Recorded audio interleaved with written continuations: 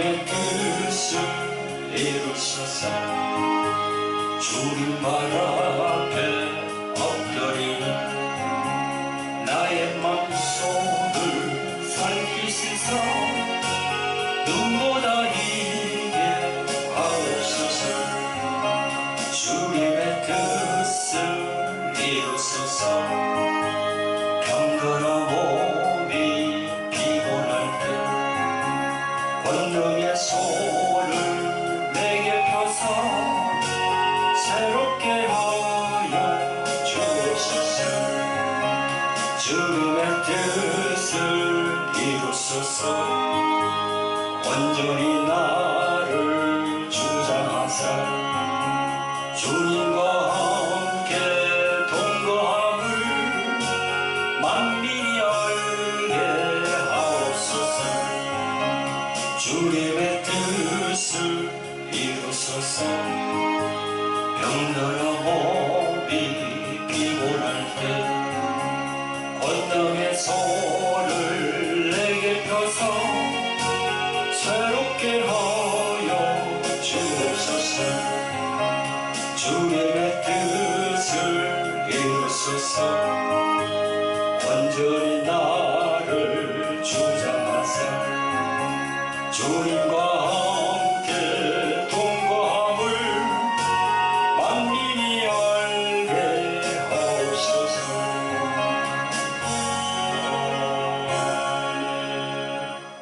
네, 안녕하십니까. 돌하리 영상학교를 운영하는 박찬호 목사입니다. 네, 이 시간에는 저희들 16강 신비의 한계와 영과 육의 균형에 대해서 오늘 말씀을 드리겠습니다. 네, 성경은 신비의 내용으로 이렇게 꽉 차 있습니다. 다시 말씀드려서 성경은 신비롭고 아주 경이로운 사건들로 꽉 차 있습니다. 그런데 그 신비라는 것이 우리가 이 사전적인 용어를 보면 사전적인 용어의 그 정의를 보면 이렇게 나와 있습니다. 일이나 혹은 현상 따위가 인간의 이성적이나 그 다음에 상식적으로 설명할 수도 없고 이해할 수도 없을 만큼 신비하고 묘한 것을 신비라고 한다, 이렇게 되어 있습니다. 우리가 상식적으로 이성적으로 그 신비에 대해서 논할 수가 없다는 겁니다. 그런 부분을 얘기하고 있습니다. 영적인 일이라는 것은요, 신비를 수반하게 되어 있습니다. 그런데 우리는 또 이 보이는 영과 이 육, 보이는 이 육체를 갖고 있잖아요, 그죠? 그래서 영과 육은 보완이 되어야 된다는 거죠. 제가 신비의 한계와 영과 육의 균형에 대해서 내가 말씀을 드렸는데, 이 성경 말씀은 신비로운 부분들이 많으니까 우리가 그 신비로운 부분을 우리가 받아들일 때 우리가 어떻게 받아들여야 되느냐. 우리는 영적인 존재이면서도 또 한편으로는 혼적인 존재예요. 그래서 영이라고 하는 것은 하늘을 쫓아가지만 우리의 혼, 이 육은요, 자꾸 이게 세상을 쫓아가려고 한다는 거죠. 그래서 우리가 이 성경 말씀을, 신비로운 이 말씀을 우리가 이해하는 데는 참 한계가 있습니다. 그래서 성령의 도우심이 필요한 거죠. 영이 강하면요, 많은 영적인 현상을 접하게 됩니다, 우리가. 그런데 성령님뿐만 아니라 악령과도 우리가 접하게 된다는 거죠. 그리고 영의 힘이 강하면요, 거기에 해당하는 영적 현상들이 강하게 나타나게 됩니다. 마치 그 수로가 크면요, 많은 양의 물이 흐르는 것 같습니다. 육의 힘이 강해지면 육적인 일에 기울어지게 되고 사고체계가 세상적으로 또 이성적으로 논리적으로 그렇게 변하게 되어 있습니다. 그래서 성경 말씀이 잘 이해가 되지 않고 잘 감동이 되지 않는 것입니다. 왜? 합리적으로 생각하기 때문에.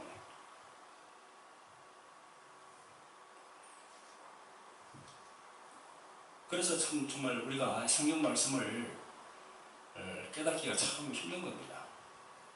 그래서 우리가 성령의 도우심이 필요한 거죠. 우리는요, 철저히, 우리 인간은요, 개개인마다 안테나가, 두 개의 안테나가 있습니다. 영의 안테나가 있고, 육의 안테나가 있다는 거죠. 영의 안테나, 육의 안테나. 이렇게. 그런데 이 영의 안테나가 이 제대로 쓰려고 하면 성령님의 도움이 필요한 겁니다. 그런데 거기가 보면 이 육의 안테나가 아주 세게 되어 있는 거죠. 육의 안테나가 강하죠. 영의 안테나보다는. 제가 말씀드리고 싶은 것은 우리가 진리를 추구하되 영의 안테나와 육의 안테나, 이걸 두 가지를 공유해야 된다는 거죠. 균형을 이루어야 된다는 겁니다. 그런데 우리 세상 많은 사람들, 그것뿐만 아니라 또 우리 기독교 내에서 신자들도요, 이 영의 안테나보다 육의 안테나가 강합니다. 성경 말씀을 우리가 읽으면서도 그 성경 말씀의 그 의미하는 바를 깨닫게 되려고 그러면요, 이 육의 안테나가 죽어야 되거든요. 그래야만이 이 영의 안테나가 살 수 있다는 거죠. 근데 거기가 다 우리 기독교인들, 신자들도 이 육의 안테나가 강하기 때문에 자기를 잘 죽이지 않기 때문에 성령의 음성이 잘 들리지 않는다는 거지.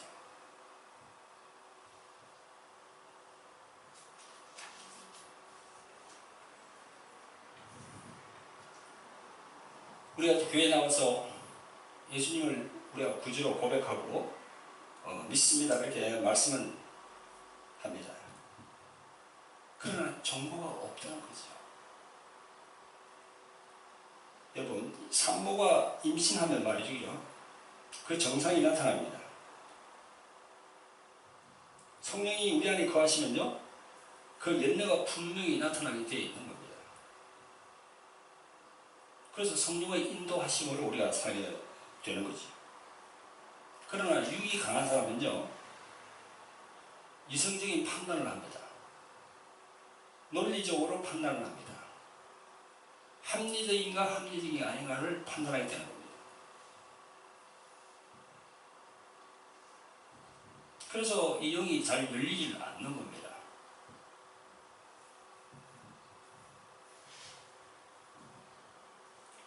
성경 말씀은 정말 신비로운 그런 말씀으로 꽉 차 있는데, 그걸 합리적인, 논리적인, 이성적인 부분으로 푼다고 하면 풀리지 않습니다.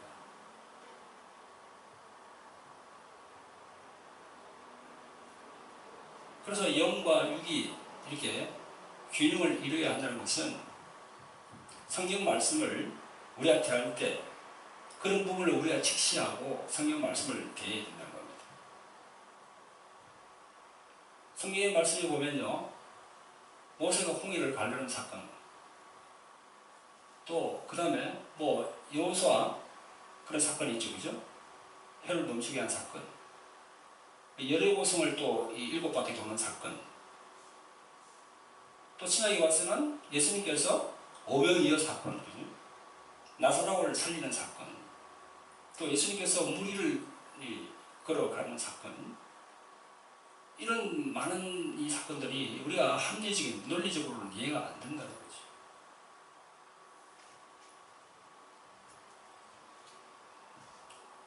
여러분들 이 시간에 그런 점들을 잘 생각하고 우리가 하나님의 말씀에 접근을 해봐야 됩니다.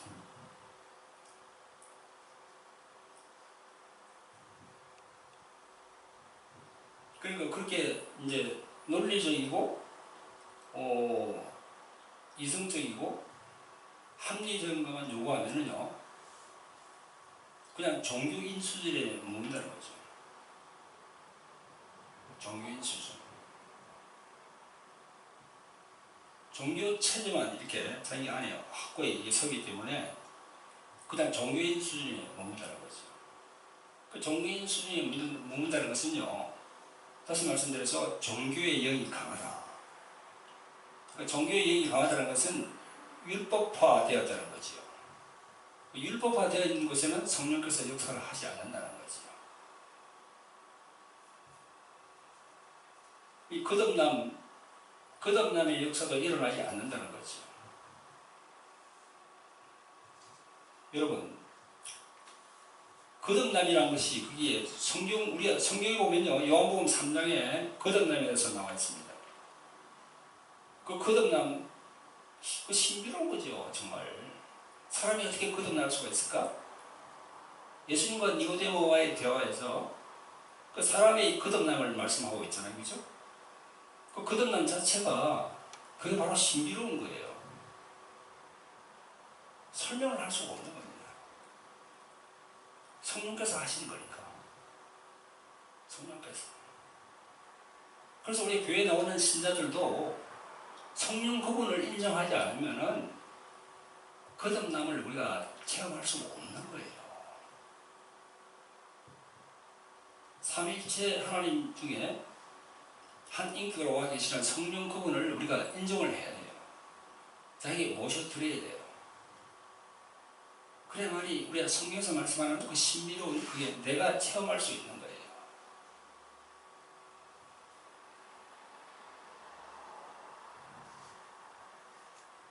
사람이 어떻게 거듭날 수가 있는가? 어머니 될 수밖에 없죠. 신비로운 부분이기 때문에. 세상에 많은 사람들은 그럽니다. 우리 기독교 신자들 보고, 아니 2000년 전에 십자가에 죽은 그 예수를 너 구원자라고 모시고 저렇게 예수 한 분만을 따라간다고, 그 어리석다고 합니다. 고린도전서 1장 18절에 이런 말씀이 있습니다. 십자가의 도가 멸망하는 자들에게는 미련한 것이요 구원을 얻은 우리에게는 하나님의 능력이라. 십자가의 도.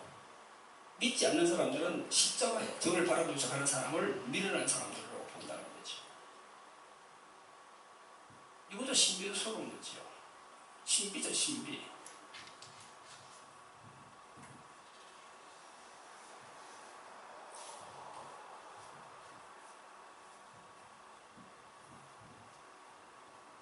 우리가 흔히도 그럽니다. 예수 그리스도를 믿어서 성령을 받으면 우리 안에 예수 그리스도께서 사신다고. 십자가에 죽으신 예수 그분이 우리 안에 거하신다. 우리 안에 있다고. 그럼 우리가 어떻게 확신할 수 있을까? 우리가 어떻게 확신할 수 있습니까? 예수 그리스도가 우리 안에 계신다고 어떻게 우리가 확신할 수 있겠나요? 뭐로 증명할 수 있죠? 뭐로? 신비스러운 거예요.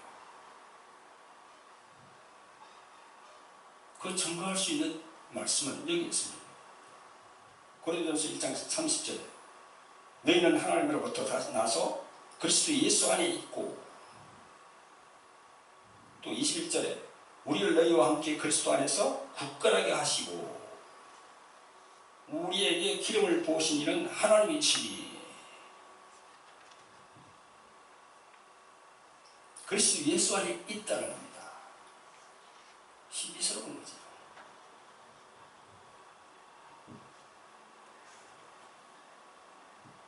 그리스도 예수 안에 굳건하게 하시고 우리에게 기름을 부으시는 하나님이시니.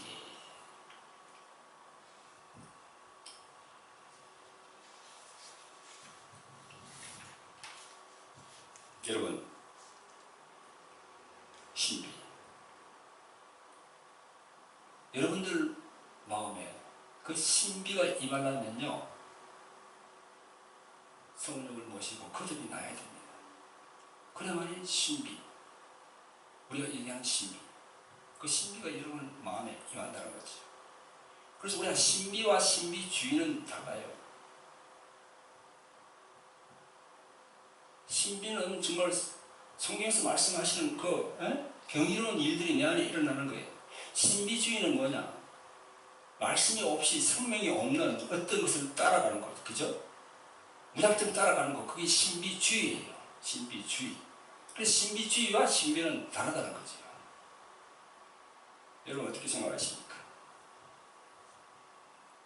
우리가 거듭났다는 것, 요한복음 3장에 보면 거듭났다는 것, 그 거듭났다는 게 뭐예요? 우리가 죽을 수밖에 없는 옛 사람에서 다시 새 사람으로 태어났다는 거예요. 그게 힘이라는 거죠. 그게 우리 힘으로 된 게 아니에요. 하나님의 강권적인 역사로 그렇게 된다는 거지. 그 로마서 6장 에 보면 잘 나와 있습니다. 로마서 6장 6절에 우리의 옛사람이 예수와 함께 십자가에 못 박힌 것은 죄의 몸이 죽어서 다시는 우리가 죄에게 종로를 하지 아니하려 함이니. 응? 이렇게 된 것이 이게 신비스러운 거예요. 그러나 우리가 또 이런 신비적인 이런 하나님의 말씀을 우리가 체험하지만, 그러나 우리는 또 이렇게 우리 몸이 이 세상에 살고 있습니다. 그래서 우리가 한편으로는 신비적인 것을 받아서 우리가 생명을 누리지만, 우리가 이 몸이, 이 육체가 이 세상에 거하고 있잖아요. 세상에 안 믿는 사람들과 함께 거하고 있다는 거지요. 그래서 우리가 또 그때는 이성적인 판단을 해야 돼요. 그래서 제가 말씀드리고 싶은 것은 영과 육이 균형을 이루어야 된다는 겁니다. 영과 육이. 세상에 많은 사람들이 우리를 바라볼 때, 저 사람들은 예수님 그 십자가에 못 박힌 그 예수님이 십자가 사건 그것만 보고 쫓아간다고, 밀어나고, 어떻게 심하게 말하면 미쳤다고 하죠. 그래, 우리가 미치지 않았죠.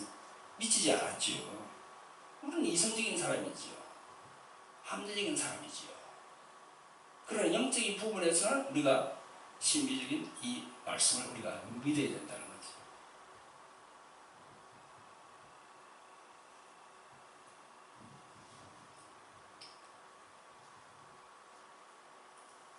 이번 시간에는 이 신비의 한계, 그리고 우리 영혼과 육체 이 관계, 그죠?